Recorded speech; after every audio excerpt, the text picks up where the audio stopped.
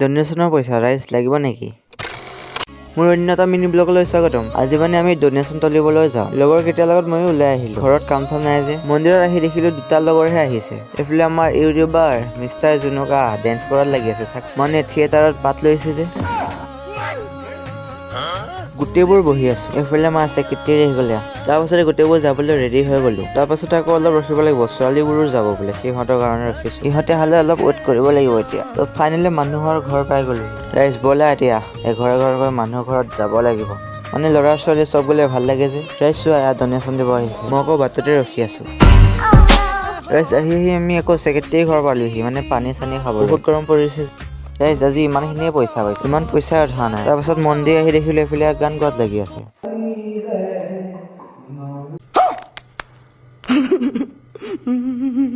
ৰাইজ তাৰ পাছতে ঘৰলৈ গুচি আহিলো। মানে গা পা ধুই আকৌ কৰ্মশালাত যাব লাগিব যে। আজিলৈ নেক্সট